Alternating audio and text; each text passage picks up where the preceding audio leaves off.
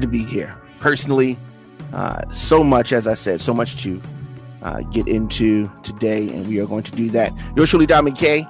Of course, I'm a political analyst and a media personality here at Radio on Fire, and host of the Don McKay Show, also the Radio on Fire nightly news.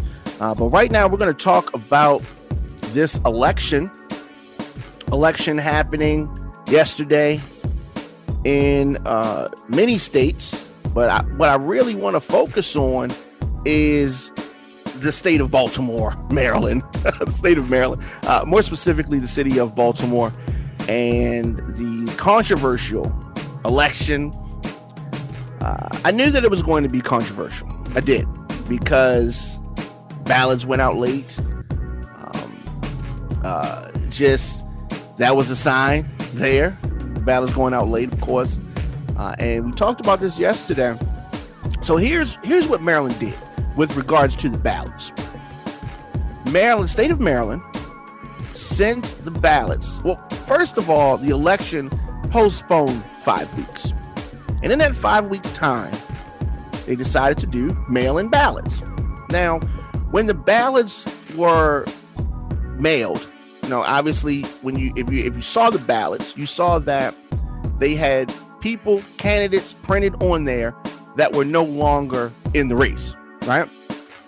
Now, what does that tell you? That tells you that these ballots had already been printed long ago, already printed. You had people that were listed on the presidential side had long since dropped out of the race, right? Long since dropped out. And that just goes to show you how long they've had these ballots printed.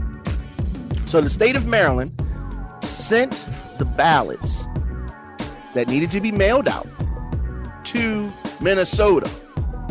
And a company in Minnesota then turned around and sent them back to Maryland and sent them to the voters.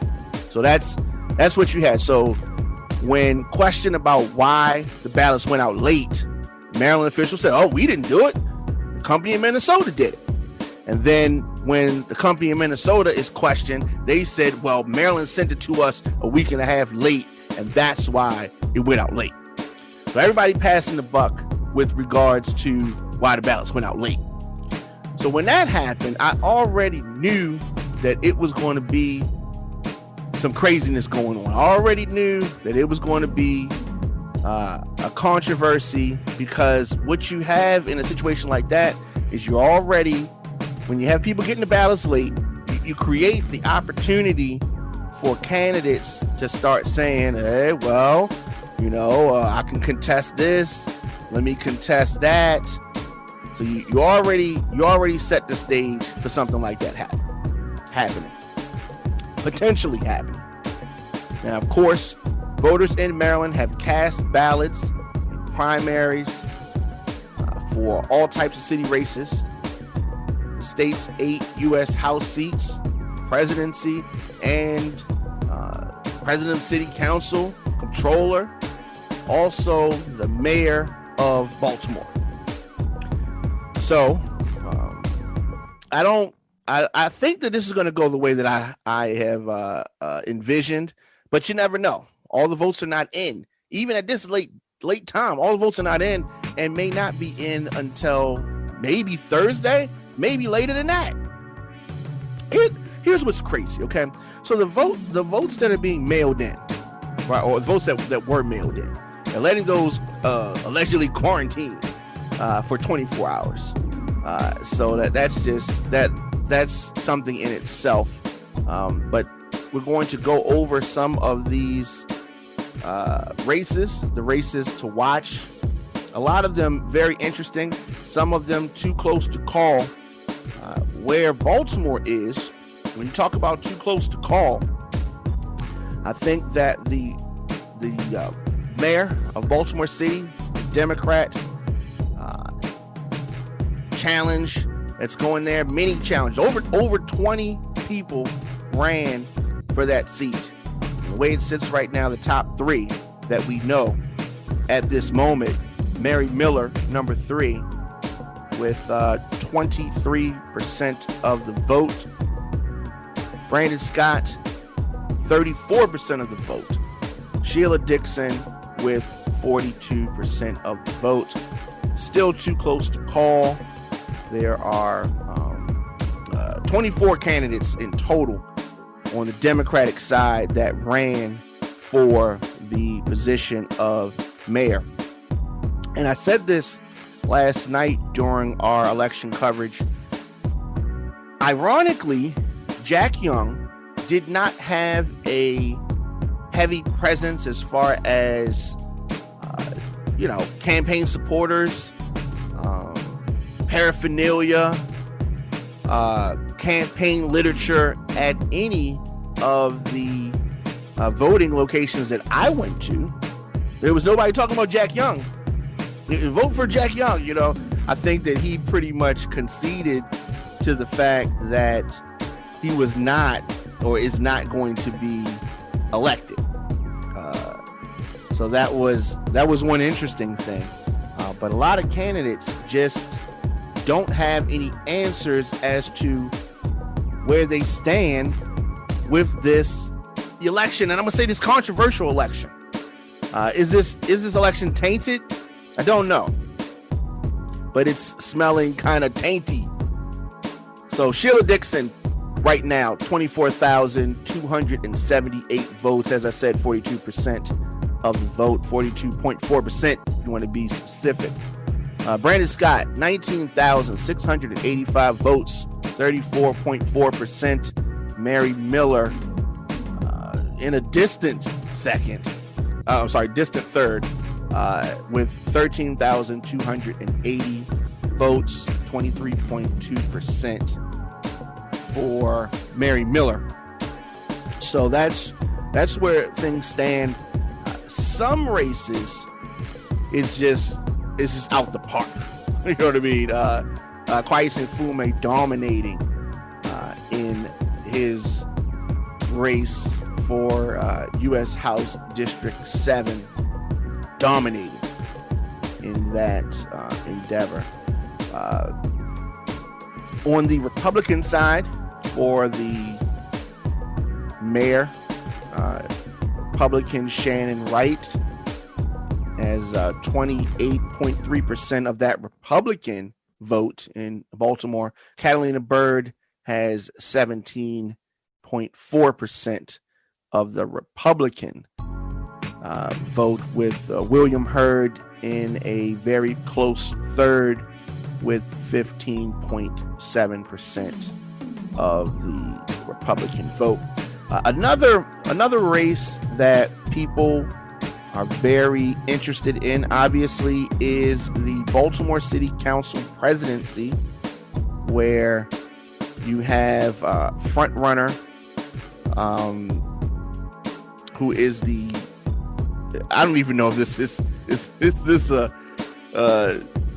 important to mention, but Nick Mosby, of course, husband of Marilyn Mosby. Nick Mosby with 29,402 votes, 39.5% of the vote. And Shannon Sneed in a distant second, 20,386 votes, 27.4%. Paul Stokes in striking range of Shannon Sneed with 18,090 votes, just 24.3% of the vote. None of the other contenders are even close. So that's where the those top positions stand. Another interesting one, and I think that this goes to show the power of the media. Why do I say that? The power of the media. Baltimore City Controller on the Democratic side, Joanne Pratt, the incumbent, who has been facing a lot of negative media coverage due to some controversies that she's facing. She is the incumbent, and she you do not have the media covering some of the controversies. I think that Joanne Pratt runs away with this. But with those things being brought to the forefront, you have the challenger, Bill Henry, leading in the votes right now. Right now is too close to call, with Bill Henry leading incumbent Joanne Pratt. Bill Henry has 37,864 votes, 51.6% of the vote. So far, votes still coming in. Joanne Pratt, 35,463 with 48.4% of the vote. This one, too close to call. Too close to call. And it just goes on and on from there. You've had vote calculations put out, pulled back. What is really good? What is going on? Are people going to contest all of the results? That's where we're sitting at.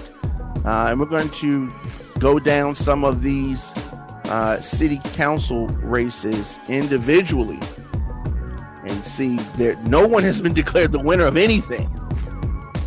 Their projected winners, not even there. There's still votes being counted. They're still not opening votes. Who knows? I don't like it. I don't like the way that this whole thing went down. People are going to be, whoever the winners and the losers, people are going to be crying foul. People are going to say, there was funky stuff going on, all kind of stuff. That's where we're at right now. In Baltimore City Council District 1, the votes, just the precinct data is crazy, okay? As of right now, they have just a little bit over 100 votes that they've counted in District 1. What is going on in District 1 for the Baltimore City Council? What is going on over there? Where are the votes?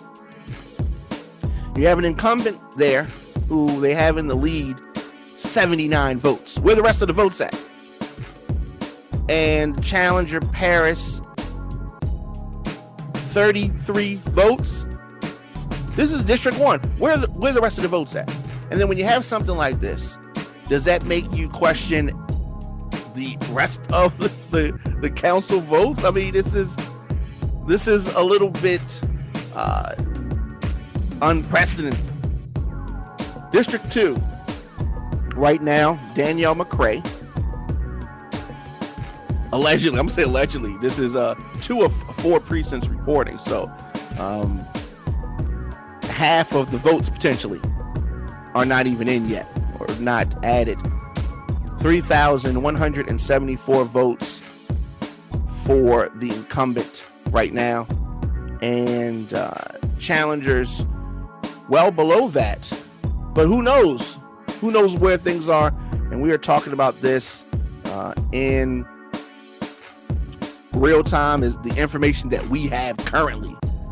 So that could change at the drop of a dime, right? That could change at the drop of a dime. So let's continue. In District 3, incumbent Ryan Dorsey is still in the lead, but as I said, just 2 of 4 precincts reporting. Ryan Dorsey with 3,500 votes. Closest challenger, Rain Pryor, with 2,100 votes. But as I said, all the votes not in. Who knows what is going on? How hard is it to count votes? Put some gloves on, open the ballots, count the votes. How hard is that? And the thing, here's what I don't like. This thing about the ballots quarantining, right? Put some gloves on, put your mask on, and count the ballots. People that brought in their ballots yesterday, no quarantine of their ballots, right? You put some gloves on, you count them. What's the big deal? Why do the people have to wait? This infuriates me at a time when we are so stressed, where people are so stressed about everything. Why would they have something as simple as counting some paper? Why does this have to be a complicated thing? Why are they saying stuff like the votes can't be counted? What is complicated? 1, 2, 4, 5, count. Very simple. It's not hard. It's not hard. So looking at Baltimore City Council District 4, this is one of those districts that was wide open because it was a vacant seat. So wide open in a heavily contested district. District 4 is 1, 2, 3, 4, 5, 6, 7, 8, 9, 10. 10 candidates on the Democratic side for city council in District 4. So it appears that this is a close one. Mark Conaway, allegedly, I'm going to say allegedly, with 27% of the vote. As I said, just 2 of 4 precincts reporting. 1,700 votes. Logan Endow, 1,600 votes. Nicole Harris Kress, 1,300 votes. And the votes go on from there. So that race, too close to call. Going to need more votes in. You can't even project a winner when things are that close. Can't project a winner. So on the district city council, District 5, that one, the incumbent Isaac is, 4,900 votes. Chris Irving, 2,500 votes. But as I said, all the votes are not in. So if more votes come in, Chris Irving could catch up. We don't know. Where are the votes? Did I say where are the votes at already? You just tuned in. It's the Diamond K Show, Radio on Fire, at the Diamond K Show, at Radio on Fire. Yes, I'm amped up because this election is not that hard. But for whatever reason, it comes to Baltimore, we're going to do things the hard way. We're not going to do things the easy way. Oh, no, we're not going to do things the easy way. We got to do things the hard way. And that's where we're at, doing things the hard way. An election that took place 5 weeks after the initial date, plagued with all types of problems, plagued with all types of drama. And contrary to popular belief, I don't like drama. Okay, contrary to popular belief, I do not like drama. But we move forward. Of course, you can join the conversation. Let's do this. People that want to join the conversation can do that. But I'm in a certain kind of mood right now. Baltimore City Council race, District 6. Sharon Middleton, the incumbent, 3,800 votes. Closest challenger, just okay. We need to refresh here. Where were we? Okay, Sharon Middleton, 3,800 votes, 3,807, 66% of the votes so far. And Barksdale with 1,400. Only 1 of 4 precincts reporting, so that race could go either way. We don't know what's up with that one. And City Council District 6, the Republican running unopposed, but the Republican's going to get squashed in the general, so there's no need to even talk about that. Another race that I have been following closely, Baltimore City Council District 7, on the Democratic side, James Torrance, 1,828 votes, 36% of the vote. Brian Sims, 1,225 votes, 24% of the vote. And Tory Rose, 1,070 votes, 21% of the vote. Only 2 of 4 precincts were reporting. This could go either way. This could go either way with more votes in, but as I said, we don't have the votes in. Are they going to lose the votes like we've seen happen in the past? Are they going to lose the votes? District 8, Christopher Burnett, 3,800 3,865 votes, 62% of the vote, just 2 of 4 precincts reporting.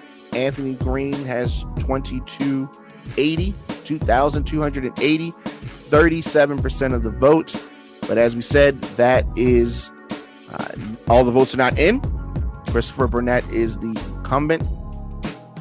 In District 9, John Bullock, the incumbent, 2,700 votes, well ahead of any of the competition. So I don't know. You would have to have you would have to have no one else vote for Bullock at this point. He's 2,000 votes ahead of his closest competitor, but that could go either way, I suppose. In District 10, another heavily contested district. There are a lot of candidates here. We got 1, 2, 3, 4, 5, 6, 7, 8, 9 candidates running in District 10. It's a large district. Felicia Porter, just 865 votes. And her closest challenger, this seat is wide open. Keisha Allen with 476, and it goes on. So that could go anyway, with just half of the vote in District 10. On the Republican side, should we even talk about it? The Republican in that one's going to get trampled. But nonetheless, Michael Nolet with 251 votes for District 10. In District 11, Eric Costello is running unopposed. So that's a non-factor there. He's going. The only thing that we do know is that Eric Costello is coming back to continue being the city council person in District 11. In District 12, we have a close race here. Robert Stokes Sr., who is the incumbent, has 1,908 votes. And Philip Westry, 1,400 votes, just 2 of 4 precincts reporting. So that is still up in the air. And a few races that we did not have any numbers on last night. District 13, Antonio Glover, 1,552 votes. Closest challenger, Jackie Addison, 1,173 votes. Here's the thing here. This is another one of those seats that are wide open. All right. Whoever wins this is going to be first time, council person. That could go anyway. And last, Baltimore City Council District 14, another one wide open. And Odette Ramos, 3,780 votes. That could go a lot of different ways. The closest person, Joseph Kane II, with 849 votes, but she's almost 3,000 votes. That is just 2 of 4 precincts there. So who knows? But we have a very controversial thing on our hands. We have an election that is still heavily contested. Not sure where it's going. Brandon Scott inching closer towards the front runner, Sheila Dixon. So it looks like this race is going to be between Sheila Dixon and Brandon Scott. So very interesting there. As it relates to this race, we're going to continue to follow this. We're going to continue to talk about it. But things are leaning in a certain direction, but there's always a chance of missing votes, extra votes, all this kind of stuff. So I can't really say where we are just yet. It is too soon. It's too close to call. The only thing that we can say for sure is that the mayor is not going to be Jack Young. So that is good news for Baltimore. Jack Young, I'm sure, is a great person, is a nice guy. I just don't think that the job for him is to be the mayor of Baltimore City. But that doesn't mean he shouldn't have a place in city government. I just don't think that the place is the mayor. That's all. So Braden Scott or Sheila Dixon is going to be more than likely the next mayor. But Mary Miller is, anything's possible. But those are your top three as of right now. Another situation, obviously, that is affecting this country has been the murder of George Floyd. And where it is right now, people have been protesting throughout the country about just that, about that treatment of unarmed Black Americans at the hands of the police. That's essentially what the issue is. And every time we have a situation, it just rips the scab off.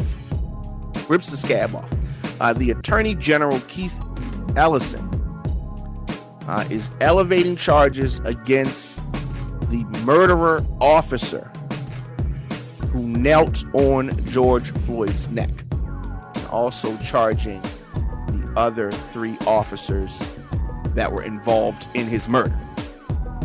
That is good news. Now, let me say this. Okay, we wanted all four officers charged. That is happening. Now, that means that things can calm down. However, I do want people to understand this. If these officers walk on all these charges, that ain't all good. It's on video. Okay? But Attorney General Keith Ellison, as I said, elevating the charges against the former Minneapolis police officer who knelt on George Floyd's neck, and has added the aiding and abetting murder against the other three officers who were at the scene. That's good news. So there's going to be an additional update into this investigation. The former officer who we all saw kneeling on Floyd's neck as he begged for air on May 25th will now be charged with second-degree murder. The other three officers will also be charged with aiding and abetting second-degree murder. That's good. Okay. He was arrested last Friday, charged with third degree and manslaughter. That was not a good thing. The charges were too weak. Now they're increasing. We're going to see what happens. Charges come just days after the governor, Tim Walz, asked Ellison to take over the prosecution, which until Sunday had been handled by the Hennepin County Attorney's Office. And that was not going well. They didn't even want to charge. They wanted to slow down the whole thing. And I think that his statements, the former prosecutor that was handling this, led to some of this protesting that we're seeing. Talking about we need to slow things down. There was evidence that he wasn't murdered. All kind of foolishness. People seeing that the people are tired. Citizens are tired of this. One of the attorneys representing George Floyd's family, Benjamin Crump, released a statement earlier this afternoon praising the arrest and charging of the other three officers and the upgrading of murder charges against Chauvin. The statement came before Ellison's office made any official announcement. Now, this is a bittersweet moment for the family of George Floyd. He said in a joint statement, it's coming from the family and the legal team. Attorney General Keith Ellison took decisive action in this case, arresting and charging all of the officers involved in George Floyd's death and upgrading the charge against Derek Chauvin to felony second-degree murder. Attorneys for the officers, of course, no comment. They ain't got nothing to say right now. Nothing to say. This is a significant step forward on the road to justice, and we are gratified that this important action was brought before George Floyd's body was laid to rest. And the family and the attorney statement continued. This is a source of peace for George's family in this painful time. The statement also urged Ellison to continue the investigation and upgrade the charges to first-degree murder, which carries a life sentence. First-degree murder is what they are looking for. I don't know if they're going to get that. But this, as they said, is an important step in that direction. First-degree murder requires proof of planning out the crime. And I just don't know if they're going to be able to get that planned part. I don't know if they're going to be able to prove that it was planned. How are they going to be able to prove that? It is, it's just like they stalked them and planned it. I mean, I think that bar is going to be very high for them to get. It's going to be very high. Intent. It was intent. It definitely was intent. But this is a sad case. We have seen this. Here's something that I was thinking about. We've had some cases in recent memory that there was video footage for. We had video footage of, and thankfully, because of that video footage, we were able to see some of the atrocities, right? Just think about how many times there was no video available. And they're just taking the lying words of a police officer trying to get off on murder. Think about how many times we didn't have video footage. So the times that we do have video footage, these guys need to be nailed to the wall.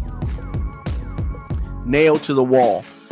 That's what I'm hoping happens. Justice. I mean, he's not getting accused of something he didn't do.